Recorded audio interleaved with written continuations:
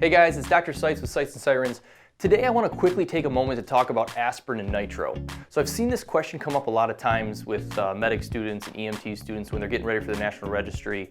And they'll ask, well, hey, you know what? I've got this patient who's got chest pain. Could it be an MI? I'm not sure. Do I use aspirin or do I use nitro? So long story short, it's aspirin. It's always aspirin. I don't care if the person has a little bit of chest pain or a lot of chest pain, give them an aspirin. I mean, that's just always going to be the right answer, and I'll tell you why in a minute here. But even if your patient is suspected of having chest pain in the past, give them aspirin.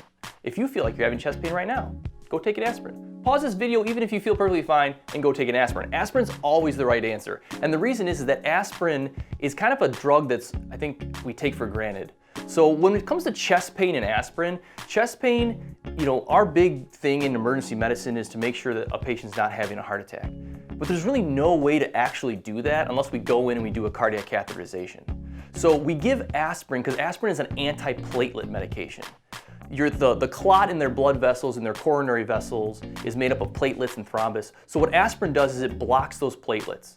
That's huge because that prevents further clot formation and worsening in ischemia in the heart. A lot of times I think we like all these extra medications like nitro and morphine, and they all have their place, but aspirin is always going to be your go-to drug for this. It doesn't cause a lot of harm, and I can hear some of you saying, well, hold on a second, what if there's a GI bleed?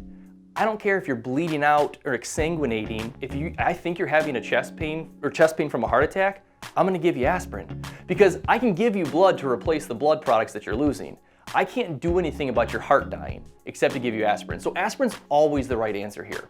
Nitro works differently. So nitro dilates the vessels, which can be really helpful. If someone's having angina or ischemic chest pain and they've got a clot in those vessels, if we give them nitro, it helps dilate those vessels out around that clot so that blood can get to their heart.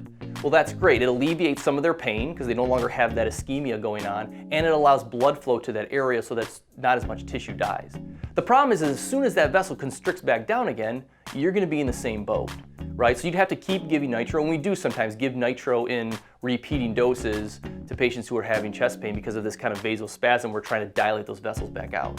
But once again, aspirin actually inhibits platelet formation. It actually inhibits the body from making that clot even worse. That's why aspirin is always the right answer. So like I said, I hope this hopefully helps a little bit. Always go with aspirin. Nitro is an extra medication we can give if people are having ongoing pain. If you're an EMT, you're going to give nitro only if the patient is already on nitro. You're going to give them their own. We can do that. As a paramedic, you may decide to give nitro as a part of your protocol, but this should always be after we give aspirin because aspirin is that antiplatelet. Okay? So I hope that helps a little bit. Once again, finish the video, go take an aspirin.